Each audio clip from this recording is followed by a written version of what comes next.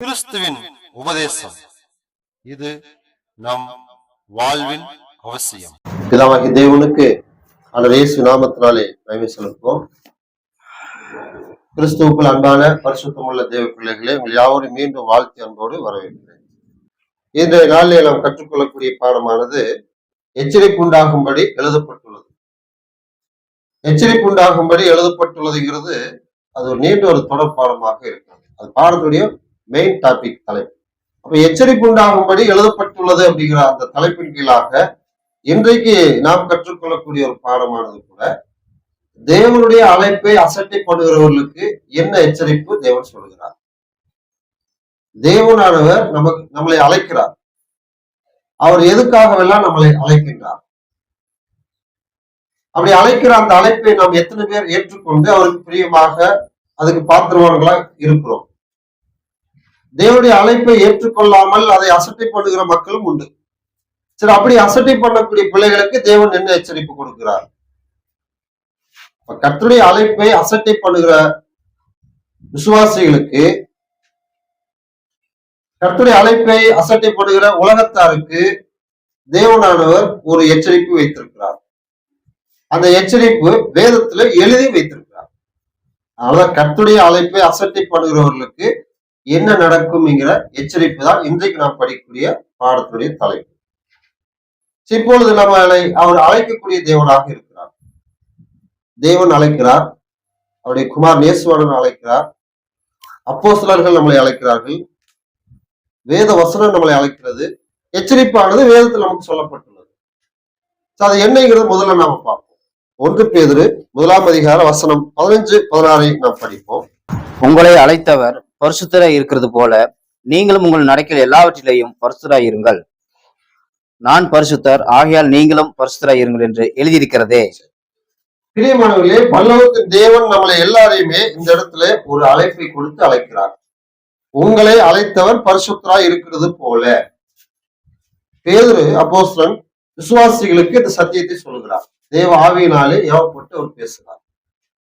அப்படி சொல்லக்கூடிய அந்த சத்தியமானது தேவனானவர் உங்களை எல்லாரையும் அழைத்திருக்கிறார். எதற்காக அழைத்திருக்காருன்னா, நீங்களும் உங்கள் நடக்கையில் எல்லாவற்றிலையும் பரிசுத்தராயிருங்கள்.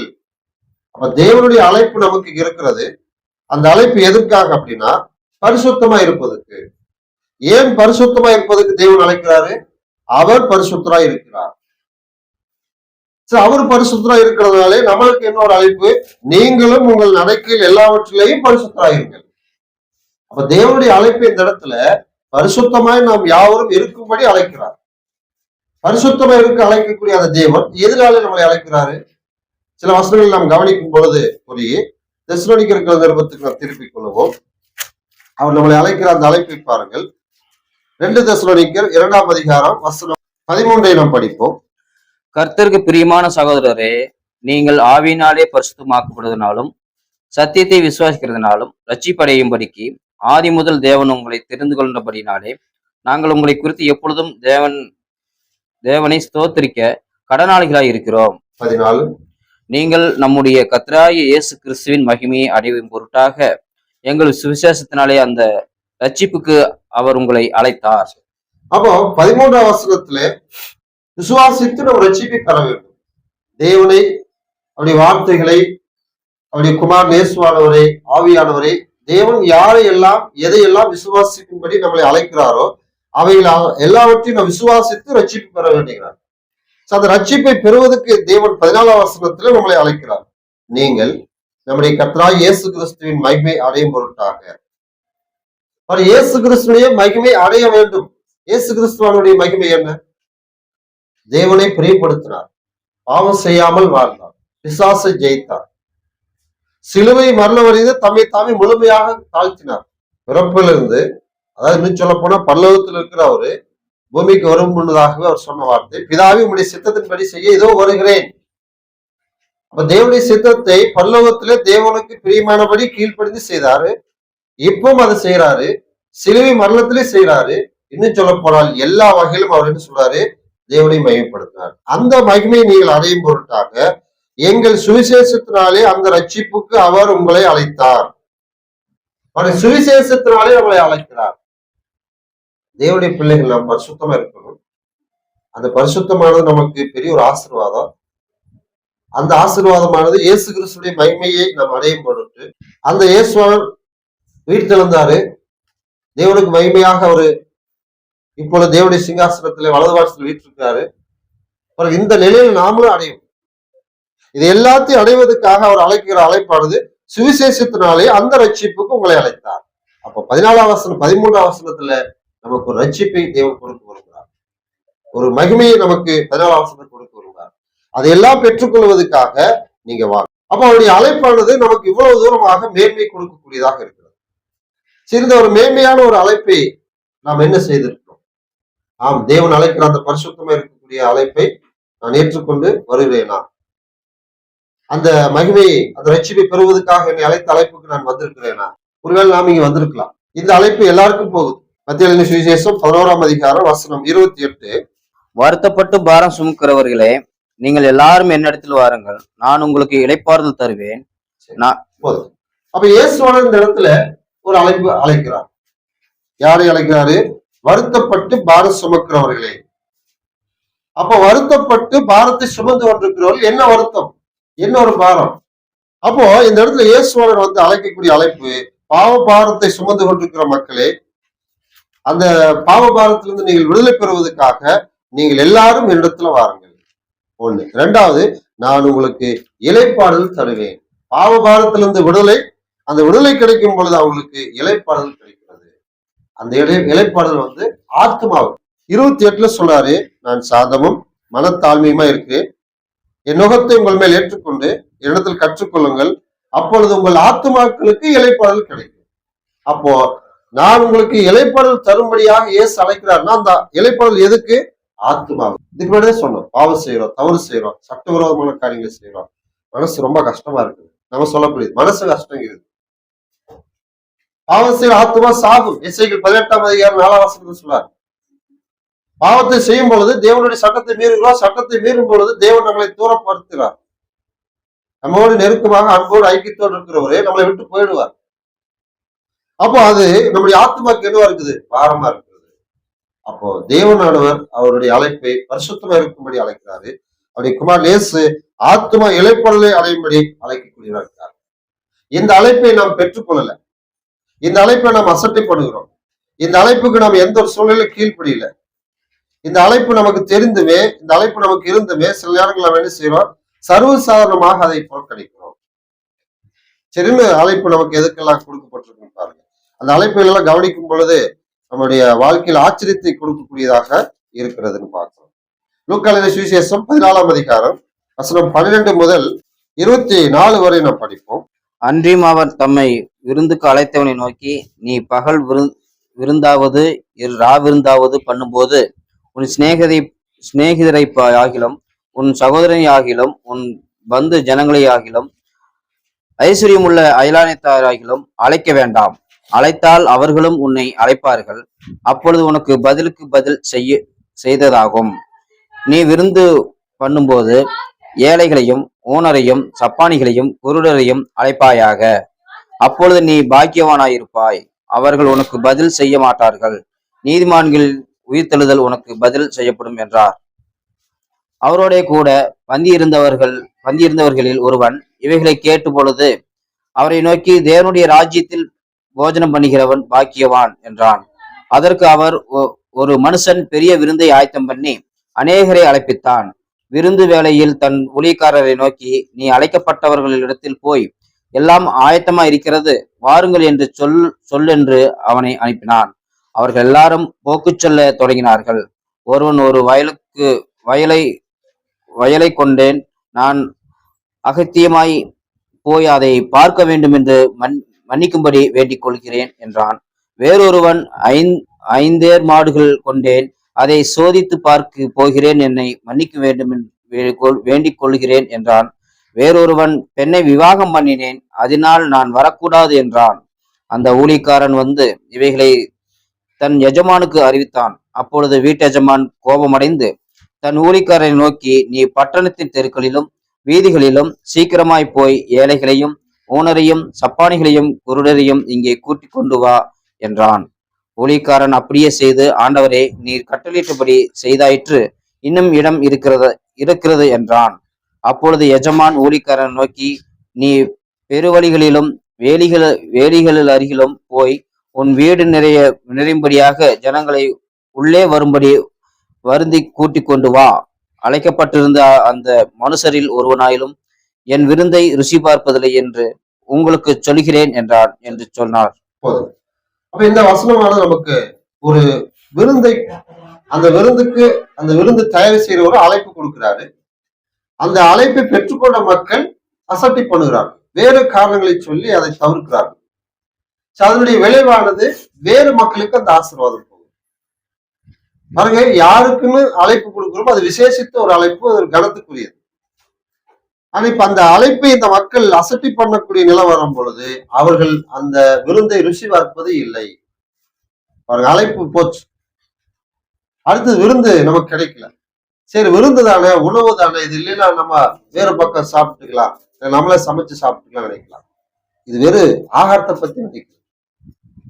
பரலோகத்துல நம்ம போறோம், அங்கே பசி இல்லை, தாகம் இல்லை, தண்ணீர் இல்லை, வெயிலாவது உஷ்ணமாவது எதுவுமே நமக்கு தேவையில்லை. இயேசு கிறிஸ்து எல்லாமே இருக்கார். அவ்வளவு பெரிய ஒரு ஆசீர்வாதம் உள்ள ஒரு இடம். அந்த இடத்துக்கு அழைக்கிறார். அந்த இடத்துக்கு வரக்கூடிய ஒரு பெரிய ஒரு பாக்கியம் பெற்ற மக்கள் விசுவாசி. அந்த அழைப்புக்கு பாத்திரவான்கள் இருக்கிற நம்ம என்ன செய்யணும்?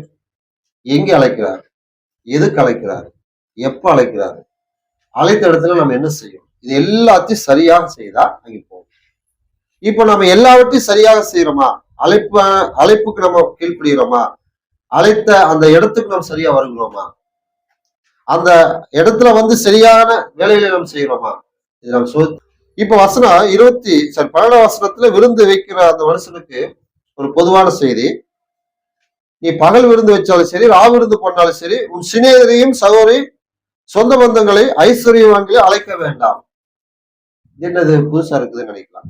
நம்ம ஒரு வீட்டுல ஒரு விசேஷமா யாரும் அழைக்கிறோம்? நம்முடைய ரத்த சம்பந்தமான மக்கள், ஃப்ரெண்டு அந்த முறையில் இருக்கிறவங்க, அறிமுகமான தெரிஞ்ச நபர்களை அழைக்கிறோம். தூர தேசத்துல இருக்கிற மக்களா இருந்தாலும் சரி, நமக்கு சொந்த மக்களைத்தான் அழைக்கிறோம். நம்முடைய ஸ்டேட்டஸ், அதாவது நம்முடைய அந்தஸ்துக்கு தகுந்த மாதிரி யாரு நம்முடைய அளவில் இருக்கிறாங்க, இவங்களைத்தான் நம்ம எல்லாரும் அழைக்கிறோம். இதான் உலகம் செய்யுது. அதாவது இயேசு சொல்றாரு, இப்படிப்பட்ட மக்களை அழைக்காது. ஏன்னா அவர்களை நீ அழைப்ப, அவர்கள் பின்னாடி அவங்க வீட்டுல ஒரு விசேஷம் இருப்பாங்க, உங்களையும் அழைப்பாங்க. அப்ப நீங்க என்ன செய்றீங்களோ அதைத்தான் செய்வீங்க. ஆனா அது பெருசல்ல. வசனம் 13, நீ விருந்து பண்ணும் போது ஏழைகளையும் ஊனரையும் சப்பாடிகளையும் குருளையும் அழைப்பாயாக. அது உனக்கு எப்படி? அப்பொழுது நீ பாக்கியவானா இருப்பாய். அப்போ இந்த இடத்துல ஒரு அழைப்பு, ஒரு விருந்துக்கு அழைக்கிறாரு. அந்த விருந்தை பெறுவதற்கு நாம் தகுதி உள்ளவங்களா? தேவனுக்கு கீழ்ப்படியாத மக்களா இருந்தோம், தேவனுடைய வார்த்தைக்கு எதிராக வேலை செஞ்சோம், சத்துருக்களா இருந்தோம், அவருக்கு பிரியமான மக்களா நம்ம இல்லை. அதாவது ஞானஸ்தானம் பெறுவதற்கு முன்னாடி அப்படி பார்த்தா நம்மளை அழைத்திருக்கான்னு எவ்வளவு பெரிய ஒரு ஆசீர்வாதம். நம்மளை எல்லாம் அழைக்கவே மாட்டாங்க. இந்த விசேஷத்தை நம்மளை அழைப்பாங்களான்னு பார்த்தா அவங்க விசேஷம் வைக்கிற மக்கள் பெரிய மக்கள், இடம் பெருசு, அவங்க வசதி வாய்ப்பு உள்ளவங்க, அவங்க வேலை வாய்ப்புல இருக்கிறவங்க. நம்ம அழைக்கக்கூடிய அளவுக்கு நம்ம அந்த நிலைக்கு நம்ம வரல அப்படின்ட்டு பின்னாடி நம்மளே சமாதானப்படுத்தி, சரி நம்ம அதுக்கு தகுதி இல்லை அப்படின்னு நம்ம ஒப்புக்கொள்ளும். இந்த வசனம் அதான் சொல்லும். இப்ப அடுத்து பாருங்க, அவர்கள் உனக்கு பதில் செய்ய மாட்டார்கள், நீதிமான்கள் உயிர்த்தெழுதலில் உனக்கு பதில் செய்யப்படும். அப்ப சப்பானிகளும் ஊனரும் ஏழைகள் நமக்கு வந்து விருந்து செய்ய கூப்பிட மாட்டாங்க. நாங்க விருந்து வைக்கிறோம் வாங்கன்னு அவங்களால முடியாது. சரி, அவங்களால முடியாத ஒரு விருந்துக்கு நாம விருந்துக்கு அழைக்கும் போது நமக்கு என்ன பலனு? இதுக்கு முன்னாடி பணக்காரர்கள், சிறியர்கள், சொந்த பந்தங்கள் அழைத்தா அவர்கள் நம்மளை அழைப்பார்கள். நம்ம என்ன செய்யறோமோ அவங்க செய்வாங்க. அது இந்த மக்கள் நம்ம செய்யறது நமக்கு திரும்ப செய்ய முடியாது. அதாவது இயேசு சொல்றாரு, நீங்க ஆசீர்வதிக்கப்பட்ட மக்கள், நீதிமான்கள் உயிர்த்தெழுதலில் உங்களுக்கு பதில் செய்யப்படும். பாருங்க, அப்ப இந்த அழைப்பு, இந்த விருந்துக்கான அழைப்பு நமக்கு நீதிமான்கள் உயிர்த்தெழுதல். நீதிமான்கள் உயிர்த்தெழுதல் எதை பெறுவார்கள்? இவன் 5 படிக்கும் பொழுது அவர்கள் ஜீவனை பெறுவார்கள்.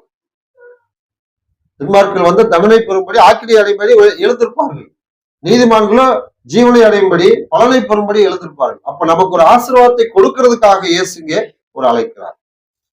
இப்ப இந்த அழைப்பை ஏற்றுக்கொண்ட மக்கள் என்ன செய்யறாங்க? 16 அதுக்கு அவர் ஒரு பெரிய மனுஷன் ஒரு பெரிய விருந்து செய்கிறாரு.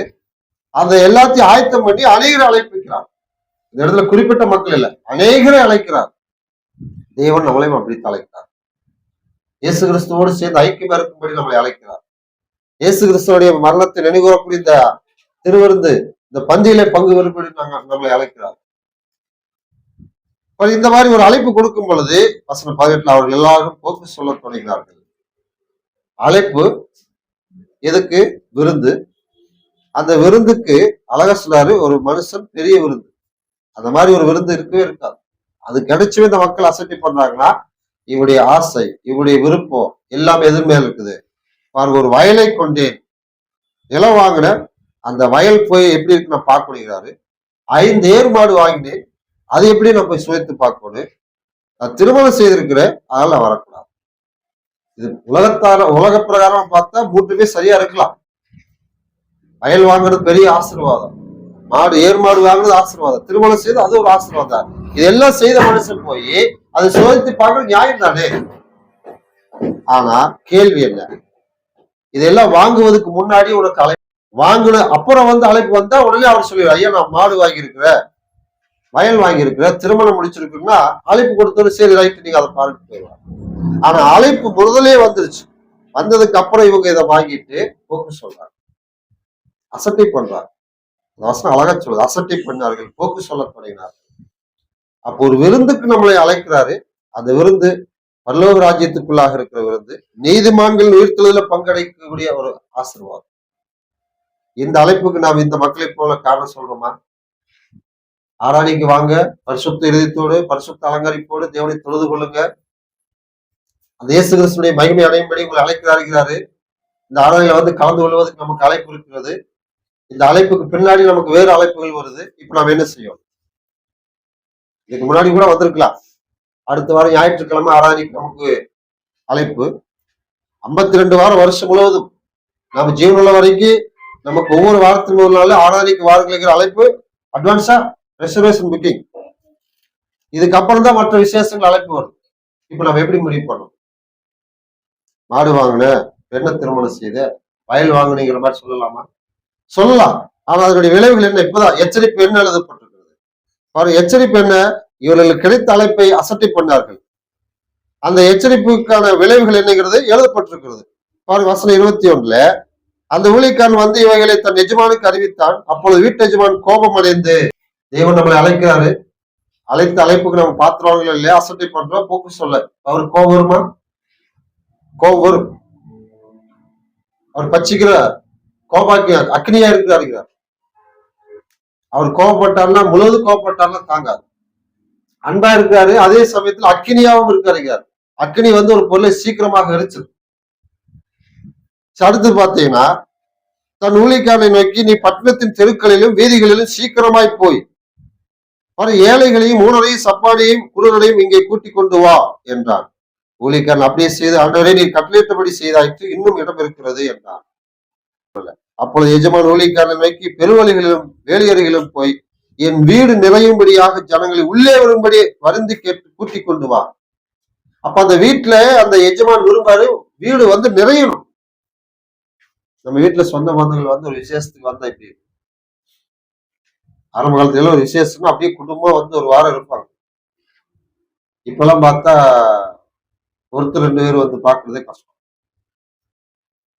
இந்த எஜமானுடைய சந்தோஷம், விருந்து எல்லாரும் சாப்பிடணும், விருந்து வீட்டுக்கு எல்லாரும் வரணும், வீடு நிரம்பணும் அப்படிங்கிறார். அப்போ எச்சரிப்பானது என்ன? இப்ப பாருங்க வசனம் 24 அழைக்கப்பட்டிருந்த அந்த மனுஷர்கள் யாரு? அந்த 3 பேர் காரணம் சொன்னாங்க பாத்தீங்களா? 3 பேர் மட்டும் நினைச்சுக்காதீங்க. அந்த 3 காரணங்கள். ஆனா அநேகருக்கு அழைப்பு கொடுத்தாரு. அந்த அநேகரை என்ன சொல்லியிருக்காங்கன்னா, காரணம் சொல்லி போக்கு சொல்லி தட்டி கழித்தாங்க. இப்போ அவங்களுக்கு என்ன எச்சரிப்பு? அந்த மனுஷர்கள் ஒருவனாகிலும் என் விருந்தை ருசி பார்ப்பதில்லை என்று உங்களுக்கு சொல்லுகிறேன். அப்போ பரலோகத்துக்குள்ள நீங்க வர முடியாது. அந்த மத்திய 7 சொல்றாரு, அக்கிரம செய்கார என்னை விட்டு அகன்று போகிறார். பரலோகத்துக்குள்ளாக அழைக்கிறாரு, ரட்சிப்பை பெருகும் அப்படிங்கிறாரு. ஆத்மா இளைப்படலை பெற்றுக்கொள்ளும்படி அழைக்கிறாரு. இயேசு கிறிஸ்துடைய மகிமையை அடையும்படி நம்மளை அழைக்கிறாரு. நம்முடைய நடக்கல எல்லாமே பரிசுத்தமா இருக்கக்கூடியதற்காக தேவன் நம்மளை அழைக்கிறாரு. இவ்வளவு தூரம் அழைப்பை நம்ம அசட்டை பண்ணா என்ன செய்வார்? இந்த ஆசீர்வாதங்கள் எதுவுமே இவர்கள் பெற முடியாது. எதுவுமே இல்லைன்னா அடுத்து போகக்கூடியது அக்கிரமி சேர என்னை விட்டு அகன்று போங்கள், பிசாசுக்காக ஒரு தூதலுக்கு ஆயத்தம் பண்ணப்பட்டிருக்கிற நித்திய அக்கினியிலே போங்கள். இங்க விருந்து ருசிபார்க்கல, அழைப்பினி அவங்களுக்கு கிடைக்காது. இது மேலோட்டமா பார்த்தா சாதாரணமா தெரியல. ஆனா இயேசு நம்மளை அழைக்கிற அந்த அழைப்பை அசட்டை பண்ணா பரலோகத்துக்கு அந்த வீட்டுக்குள்ள நம்ம போக முடியாது. அங்கே அவர் கொடுக்குற ஆசீர்வாதங்கள் நம்ம பெற முடியாது. நரகத்துக்கு தான் போகும். சரி, நமக்கு என்ன அழைப்பு இருப்பாரு? அதே லூக்கா சுவிசேஷ புஸ்தகம் 13ஆம் அதிகாரம் 34ஆம் வசனம்.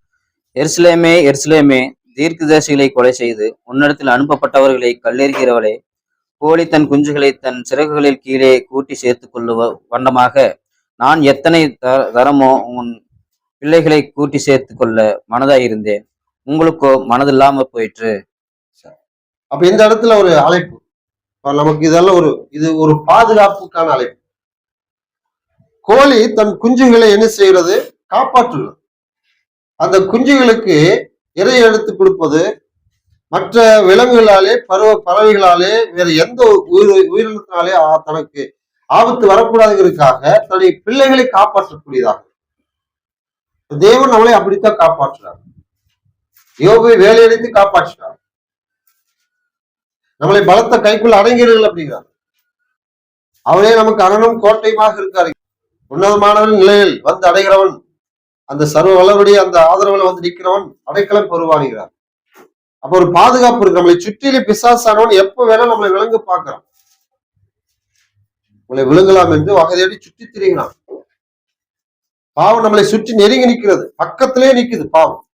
ஆனா இங்கே இந்த வசனம் பாருங்க, எருசலேமே எருசலேமே, தீர்க்கதரிசிகளை கொலை செய்து உன்னிடத்தில் அனுப்பப்பட்டவர்களை கல் எறிகிறவளே. அப்ப தேவன் எருசலேமிலே தீர்க்கதரிசிகளை அனுப்பினார். எதுக்கு? தேவன் அவருடைய ஜனங்களை பரிசுத்தமாய் வாழ வேண்டும், தேவனுக்கு பிரியமானபடி வாழ வேண்டும், தேவனை ஆராதனை செய்ய வேண்டும், அவருக்கு பலி செலுத்த வேண்டும், அவருடைய விருப்பப்படி வாழ வேண்டும் என்பதை கற்றுக் கொடுக்க தீர்க்கதரிசிகளின் சத்தியத்தை சொல்ல அனுப்பினார். ஆனா அந்த மக்கள் சத்தியம் சொல்ல வந்த மக்களை கல்லால் அடித்துக் கொண்டார்கள். நமக்கு நல்லது செய்ய வந்த மக்களே நம்ம என்ன செய்வோம்? சில இடத்துல வார்த்தை எடுத்து கடிந்து கொண்டு புத்தி சொல்லி ஆறுதல் சொல்லி ஆலோசனை சொல்லி சீரான பாதையில வழிநடத்த வேண்டும்ங்கிற அந்த தேவதாசர்களை நம்ம எப்படி பார்க்கிறோம்? இவங்களுக்கு வேற வேலை இல்லை. இதே வசனத்தை எனக்கு தெரிஞ்சு வந்ததுல இருந்து சொல்லிட்டு இருக்கிறாங்க. இந்த வசனத்தை தவிர வேற எதையாவது சொல்றாங்களா? இதே வசனம், இதே சத்தியம், இதே செய்தி, வேற எதை சொல்லணும்? புதுசா எதுவும் சொல்ல முடியாது. அப்படி சொல்லக்கூடாதுங்கிறதுனால அவர்கள் என்ன செய்றாங்க? சத்தியத்தையே சொன்னாங்க. ஏற்றுக்கொள்ளாத மக்கள் கொலை செய்தார்கள். சரி, அடுத்து பாருங்க, கோழி தன் குஞ்சுகளை தன் சிறகுகளின் கீழே கூட்டி சேர்த்துக் கொள்ளும் வண்ணமாக. அப்ப கோழி தன்னுடைய குஞ்சுகளை காப்பாற்றுகிறது, பாதுகாக்கிறது, அரவணைக்கிறது. தேவன் அப்படித்தான் இஸ்ரவேல் ஜனங்களை சேர்த்துக் கொள்ள இருதயத்தோடு இருந்தார். நான் எத்தனை தரமோ பிள்ளைகளை கூட்டி சேர்த்துக் கொள்ள மனதாயிருந்தேன். தவறு செய்யறாங்க. சில நேரத்துல தவறு செய்யும் பொழுது நமக்கு மன்னிப்பு கிடைக்காது. சில நேரத்துல கண்டிஷன் இருக்கும். என்ன கண்டிஷன்? லிஸ்ட் எழுதுறப்போ ஒண்ணு இல்லை, காலையில் லிஸ்ட் எழுதணும், லிஸ்ட் பிரகாரம் இப்ப நடக்க முடியல, வருத்தமா இருக்கலாம். நம்ம செய்ய முடியலங்கிற வருத்தம் சம்பந்தப்பட்டவங்களுக்கு, எழுதினவங்களுக்கு, லிஸ்ட் போட்டவங்களுக்கு நம்ம எழுதின மாதிரி நடந்துக்கலன்னு அவங்களுக்கு வருத்தம் இருக்கு. இது என்ன செய்ய முடியும்? அப்போ நம்ம இதுல என்ன செய்யுது? சேர்த்துக் கொள்ளும் வண்ணமாக, சரி பரவாயில்ல தாமதமா இருக்குது, மெதுவா போலாம் அப்படின்னு அந்த குஞ்சுகள் தன்னுடைய தாயினுடைய அழைப்பை நிராகரித்து கொஞ்சம் தள்ளியே நிக்குது. என்னாகு? அடுத்த செகண்ட்ல அதுக்கு உயிர் போயிடும். அப்ப நம்ம கொடுத்த அழைப்புக்கு நேரத்துக்கு நம்ம வந்துட்டு அந்த அடைக்கலத்துக்குள்ள அந்த சிறுவர்கள் கீழாக வந்துட்டோம்னா பாதுகாப்பு, இல்லைன்னா பாதுகாப்பு இல்லை, நமக்கு கிடைத்த வாய்ப்பு இல்லாம போகும். அடுத்து பாருங்க, உங்களுக்கோ மனது இல்லாமல் போயிடுச்சு. அப்ப அந்த அடைக்கலத்துக்குள்ளாக வராம இருக்கிறதுக்கு, அந்த பாதுகாப்புக்குள்ளாக வராம இருக்கிறதுக்கு அந்த குஞ்சுகளுக்கு மனசு இருந்தது, போயிடுச்சு, பாதுகாக்கப்பட்டது. இஸ்ரேல் ஜனங்களுக்கு மனது இல்லை, அதனால என்ன செய்யப்பட்டாங்க? வசனம் 35 நாம் படிப்போம். 35 லூக்கா 13:35. இதோ உங்கள் வீடு உங்களுக்கு பாழாக்க விடப்படும், கர்த்தருடைய நாமத்தினாலே வருகிறவர் ஸ்தோத்திரிக்கப்பட்டவர் என்று நீங்கள் சொல்லுங்கள். சொல்லும் காலம் வரும் வளமும் என்னை காணாதிருப்பீர்கள் என்று மெய்யாகவே உங்களுக்கு சொல்கிறேன் என்றார். எவ்வளவு ஒரு ஏமாற்றம், ஒரு ஆசீர்வாதம். இயேசு அந்த ஜனங்களோடு நின்று சத்தியம் சொல்றாரு, சத்தியத்தை சொல்லி அழைக்கிறாரு. அந்த அழைப்பை நிராகரிக்கிறாங்க, அடைக்கலத்துக்குள்ள வர மனசு இல்ல. ஆனா என்ன சொல்லிட்டாரு, உங்கள் வீடு உங்களுக்கு பாலாக்கி விடப்படும். அதாவது உங்க வீடு உங்களுக்கு ஆசீர்வாதமா இருக்காது. குஞ்சுகளை சேர்த்துக்குள்ள அழைக்குது, கேட்கல. அது அந்த கோவில் என்ன செய்யும், நீ பட்டு அனுபவிக்க போற, உனக்கு அதனுடைய அருமை தெரியல, புரியல, நீ அனுபவிப்பா. தேவ பிள்ளைகள் நாம எப்படி பார்க்க பண்ணுகிறாரு பாருங்க. அடுத்தது, என்னை காணாதிருப்பீர்கள் என்று சொல்றாரு. இனி நீங்க காண மாட்டீங்க. அழைப்பை அசட்டை பண்ணா மறுபடியும் நமக்கு வாய்ப்பு கிடைக்காது. அது விருந்து வீட்டுல இதுக்கு மேலதான் படிச்சோம். அவர்கள் ஒருவரும் அதை ருசி பார்ப்பது இல்லை. ஏன் இவ்வளவு கண்டிஷனா இருக்காரு? ஏன்னா சரியாக வரக்கூடியவங்களுக்கு ஆசீர்வாதம், தாமதமாக வரக்கூடியவங்களுக்கு, அசட்டை பண்றக்கூடிய மக்களுக்கு அது பங்கு கிடைக்குது. நமக்கு அவங்களுக்கு ஒரே மாதிரிதான் இருக்குது. என்ன வித்தியாசம்? தேவனுடைய பிள்ளைகளை விசேஷித்த மக்களாக அந்த கிறிஸ்துடைய மகிமை எல்லாரும் அடைய முடியாது. கிறிஸ்துவனுடைய வீட்டுல எல்லாரும் அடைய முடியாது. அதுக்கு தகுதி உள்ள பிள்ளைகளை தான் அதை அடைய முடியுங்கிறதுக்காக தான் அவர் இவ்வளவு அழைப்புகளை கொடுத்து நம்மளை சேர்க்கிறார். இது புரியாமலே பங்கு வரக்கூடியவங்களுக்கு கிடைச்சதுன்னா அவர்களுக்கும் இவர்களுக்கும் ஒரே மாதிரி. தேவன் அநீதி செய்யக்கூடிய தேவனா மாறிப்பார். தேவன் அநீதி செய்ய மாட்டார், நீதியாக செய்வார். தண்டனைனாலும் நீதியா இருக்கு, ஆசீர்வாதம்னாலும் நீதியா தான். அநியாயத்துக்கு ஒருத்தரை தண்டிக்க முடியாதவன். தண்டனையிலே நீதி உள்ள தண்டனை செலுத்த முடியும். 2 வரைக்கும் படிச்சு பாருங்க. கிறிஸ்துவை கீழ்ப்படியாதவர்களும் கிறிஸ்துடைய சுவிசேஷத்துக்கு கீழ்ப்படியாதவர்களுக்கு இயேசுவை வரும்பொழுது நீதியுள்ள தண்டனை செலுத்தும்படி வருவார். தண்டனையில நீதி இருக்குது. பொய்யான ஒரு தீர்ப்பு சொல்லி நீ நேர்மையான மக்களை, நியாயமான மக்களை தண்டிச்சுட்டாங்கன்னு நம்ம கேள்விப்போம். இவன் அப்படி எந்த ஒரு காலத்திலும் செய்ய மாட்டான். ஆனா இந்த கோழி தன்னுடைய குஞ்சுகளை பாதுகாப்புக்கு அழைக்குது, அது சேர்த்து கொள்ளப்பட்டது. அதே போல இஸ்ரவேல் ஜனங்களை தேவனுடைய பாதுகாப்புக்குள்ள அழைக்கிறாரு. அந்த மக்களுக்கும் அதுல இடம் மனசு இல்லை. அதனால அவங்களுடைய வீடு பாழாக்கப்படும். இனி இயேசுவை காண மாட்டோம். எரேமியா 6ஆம் அதிகாரம் வசனம் 16 முதல் 19 வரைக்கும் நம்ம படிப்போம். வழிகளிலே நின்று பூர்வ பாதைகள் எவை என்று கேட்டு விசாரித்து நல்ல வழி எங்கே என்று பார்த்து அதிலே நடவுங்கள். அப்பொழுது உங்கள் ஆத்மாவுக்கு இளைப்பாறுதல் கிடைக்கும் என்று கர்த்தர் சொல்லுகிறார். அவர்களோ நாங்கள் அதிலே நடக்க மாட்டோம் என்கிறார்கள். நான் உங்கள் மேல் காலாளரையும் வைத்து எக்கால சத்தத்துக்கு செவிகொடுங்கள் என்றும் சொன்னேன். அவர்களோ நாங்கள் கேட்க மாட்டோம் என்கிறார்கள். ஆகையால் ஜாதிகளே கேளுங்கள், சபையே அவர்களுக்குள் நடக்கிறதை அறிந்து கொள். பூமியே கேள், இந்த ஜனங்கள் என் வார்த்தைகளை கேளாமல் இருந்து என் நியாயப்பிரமாணத்துக்கு செவிகொடாமல் அதை வெறுத்து விடுகிறார்கள். அவர்கள் மேல் நான் அவர்கள் நினைவுகளின் பலனாகிய தீங்கை வரப்பண்ணுவேன். அப்ப இந்த இடத்துல எச்சரிப்பு, என்ன எச்சரிப்பு? நடக்க மாட்டோம் என்கிறார்கள். அதுக்கு முன்னாடி அழைப்பு, உங்கள் ஆத்மாவுக்கு இளைப்பாறுதல் தரக்கூடிய நல்ல பாதை, நல்ல வழி எதுவோ அதை கேட்டு விசாரித்து பாருங்க.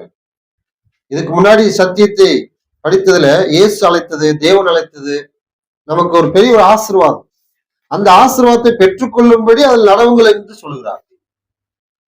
கட்டாயம் இல்லை, இதை தெரிந்து கொள்ளுங்க, இது கீழ்ப்படிங்க, உங்களுக்கு பலன். கட்டாயப்படுத்தி தேவன் எப்ப செய்ய மாட்டார். அதனால சொல்ல, எனக்கு மனசு இருக்குது, உங்களுக்கு மனசு இல்லை. இப்போ இந்த மக்களை ஆத்மாவை எல்லைப்பாடுதல் பெற்று ஆசீர்வாதம் பெற்று வாழணுங்கிறதுக்காக அழைக்கிறாரு. அந்த மக்கள் என்ன சொல்றாங்க? அவர்களோ நாங்கள் அதிலே நடக்க மாட்டோம் என்கிறார்கள். அப்படிப்பட்டவங்களை என்ன செய்ய முடியும்? நான் சொல்ற பாதையில் நடந்து வாங்கிறாங்க, இல்ல நாங்க நடக்க மாட்டேங்கிறோம். அதனுடைய விளைவுகள் என்ன? வழிமாறித்தான் போகும். வழிமாறி போகும் பொழுது அந்த பாதையில செல்லக்கூடிய நேரத்துல எந்த நேரத்துல எப்ப வேணாலும் ஆபத்து வரலாம். இயேசு நமக்கு வழியாக இருக்கார். யோவான் 17 படிக்கிறோம். பரலோகத்துல நம்ம போய் சேர்வதற்கு அவரே வாசல், அவரே வழி, அவரே சத்தியம். என்னாலே இல்லாமல் ஒருவன் பரலோகத்துல பிதாவிடத்துல வரமாட்டான் அப்படிங்கிறார். நாம என்ன சொல்ல, இல்ல நான் வர முடியுங்கிறோம். எப்படி வர முடியும்? நதிகள் எல்லாம் பல இடங்கள் உருவாகுது, எல்லாம் சேர்ந்து கடல்ல தான் போய் கலக்குது. அது வேணா தேவனுடைய திட்டமா இருக்கு. அதுக்காக நம்ம எப்படி வேணா வாழ்ந்தாலும் எல்லாரும் சேர்ந்து பரலோகம் போயிட முடியுமா? அதனால யோவான் 17:6 சொல்றாரு, நான் வழி, நான் சத்தியம், என்னாலே இல்லாமல் ஒருவன் பிதாவிடத்தில் வராவிட்டார். இப்ப இந்த மக்கள் நல்ல பாதை, பூர்வ பாதை எது என்று கேட்டு விசாரித்து அதுல நடவுகிறாரு. ஏன்னா அதுல உங்கள் ஆத்மாவுக்கு இளைப்பாறல் கிடைக்கிற ஒரு அழைப்பு கொடுத்தார். இந்த மக்களும் நாங்கள் அதுல நடக்க மாட்டோம், இப்படி நடக்க மாட்டோம்னு சொன்னவங்களுக்கு ஒரு ஆபத்து. இதுதான் நமக்கும் ஒரு எச்சரிக்கை. அந்த எச்சரிப்பு எழுதியிருக்கார். என்ன? நான் உங்கள் மேல் காவலாளரையும் வைத்து எக்கால சத்தத்துக்கு செவி கொடுங்கள் என்று சொன்னேன். எக்கால சத்தம் எப்போ ஊதுவாங்க? ஒரு ஆபத்து வருது, யுத்தம் நடக்குது, ஆபத்து வருது அப்படின்னு ஒரு எக்காலம் இருக்கு. அந்த எக்காலம் தூதுனா அந்த ராணுவத்தில் இருக்கிறவங்களுக்கு அந்த செய்தி, அந்த சத்தத்தினுடைய ஒளி எது எப்போ, இது என்ன செய்தி, அவங்க எல்லாருக்கும் அவங்களுக்கு தெரியும். அதனால அவங்க என்ன செய்வாங்க? எச்சரிப்படைவாங்க. அது இந்த மக்கள் பாருங்க, அவர்களோ நாங்கள் கேட்க மாட்டோம் என்கிறார்கள். நடங்கன்னு சொல்றாரு, நாங்க நடக்க மாட்டேங்கிறோம். கேளுங்கன்னு சொல்றாரு, கேட்க மாட்டேங்கிறோம். வேற என்ன செய்யறது பாருங்க. ஆகையால் ஜாதிகளே கேளுங்கள், நீங்க கேட்க மாட்டேன்னு சொல்லி இப்ப நான் சொல்றதை கேளுங்கிட்டார். சபையே அவர்களுக்குள் நடக்கிறதை அறிந்து கொள், பூமியே கேள், இந்த ஜனங்களின் வார்த்தைகளை கேளாமல் இருந்து பாருங்க, என் நியாயப்பிரமாணத்துக்கு செவி கூடாமல் அதை வெறுத்து விடுகிறார்கள். ஏன் நடக்க மாட்டோம்? ஏன் கேட்க மாட்டோம்? வெறுக்கிறார்கள். வெறுக்கிற ஒரு மனுஷன், வெறுக்கிற ஒரு மனசு யார் என்ன சொன்னாலும், யார் முன்னாடி வந்தாலும் ஏற்றுக்க மாட்டாங்க. என்ன அழைப்பு வந்தாலும் சரி, இயேசுவை ஏற்றுக்கொள்ளுன்னு பிசாசிட்ட போய் சொல்லி பாருங்க, சாத்தானத்துல போய் சொல்லி பாருங்க, அவன் கேட்பானா? கேட்கவே மாட்டான். அவன் எப்பொழுதுமே பிசாசான தேவனுக்கு எதிரானவன்.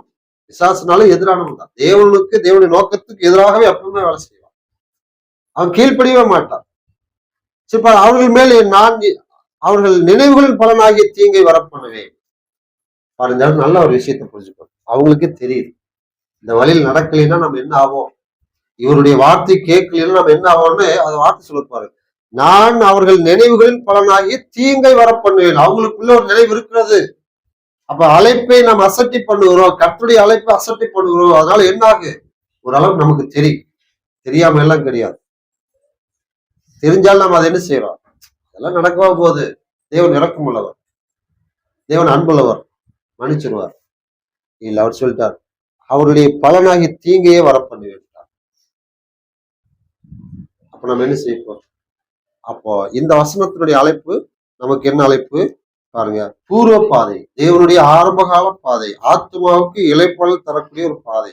அதுல வாங்க, அதுல நடங்க. அதுல நடப்பதுக்கு என்ன செய்தி சொல்ல, அதை கேளுங்க. இந்த அழைப்பு நமக்கு சொல்றாரு. இந்த அழைப்புக்கு நம்ம கீழ்ப்படியில, அந்த இஸ்ரவேல் ஜனங்கள் கீழ்ப்படியில, ஆனா அவங்களுக்கு பலன் தீங்கு வருது. பாருங்க, எச்சரிப்பு. அந்த எச்சரிப்பு நமக்கு எழுதி வச்சிருக்காரு. நீங்களும் கேட்கலீன்னா, நீங்களே நடக்கலைன்னா இந்த பலன் உங்களுக்கு வரும். கர்த்தருடைய வேதத்தை கேளாதபடி தன் செவி அடைக்கிற அந்த மனுஷனுடைய ஜெபம் அருவருப்பானதுங்கிறார். நான் சொல்றது நீ கேட்கல, நீ கூப்பிட்டு நான் கேட்கணுமா? பாருங்க, நம்முடைய செவி தேவனுடைய வார்த்தைக்கு, அவருடைய அழைப்புக்கு என்னன்னு கேட்கணும். இதை செஞ்சா நம்முடைய கூப்பிடுதலுக்கு அவர் என்னன்னு கேட்பார் இல்லையா?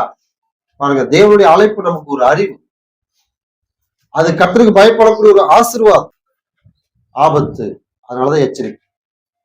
அந்த எச்சரிப்பு நமக்கு எழுதப்பட்டிருக்கிறது. அதை நம்ம பார்த்துட்டோம், அது என்னன்னு படிச்சுட்டோம். நிதானமா அடுத்து என்ன சொல்றாங்க? இடது பக்கமா போங்க, இல்ல இந்த வழியில போக முடியாது, நீங்க திரும்பி போயிடுங்க, இல்ல ஒரு மணி நேரம் வெயிட் பண்ணுங்க. ஏதோ ஒரு தகவல் அங்கே சொல்லியிருக்காங்க. நம்ம அதுக்கு உட்பட்டு நடந்தா ஆபத்துலாம் பக்கமா போயிடும். அதை கவனிக்கலைன்னா வசனம் சொன்ன மாதிரி நமக்கு ஆபத்து தான். அதனால பிரிமானங்களே, எச்சரிப்பு உண்டாகும்படி எழுதப்பட்டிருக்கிறது. என்ன எச்சரிப்பு? கர்த்தரை அசட்டை பண்ணுகிற பிள்ளைகளுக்கு தேவன் தண்டனை கொண்டிருக்கிறார். அந்த அழைப்பு மறுபடியும் கிடைக்காது. அழைப்பை நிராகரித்தவங்க ஆசீர்வாதத்தை இழப்பாங்க. இப்போ அதே போல நமக்கான ஒரு அழைப்பு வருதுன்னா அதை நாம் என்ன செய்யக்கூடாதுங்கிறாரு, அசட்டை பண்ணுகிறாரு. அதுக்கான விளைவுகளை, தண்டனைகளை நீங்க பெற்றுக்கொள்ளக்கூடாதுங்கிறதுக்காக அடைக்கலாம இருங்க, பாதுகாப்பா இருங்க, ஆபத்துக்கு பயப்படாம இருங்க. நான் சொல்ற எச்சரிப்பை கவனிங்க, உங்களுக்கு ஆசீர்வாதம். நம்ம எப்படி செய்யப்போம், என்ன செய்யப்போம்? இதுவரை நமக்கு கிடைத்த அழைப்பை அசட்டை பண்ணியிருக்கலாம். இனிமேல் நம்ம அப்படி இருந்தா அதுக்கு மேல நமக்கு ஒண்ணுமே கிடைக்காது. பிள்ளைகளே, நாம் கவனமா இருப்போம். எச்சரிப்பு உண்டாகும்படி எழுதப்பட்டதை கவனித்து அதை கேட்டபடி நடந்து கொள்ள தேவன் நமக்கு உதவி செய்வாராக.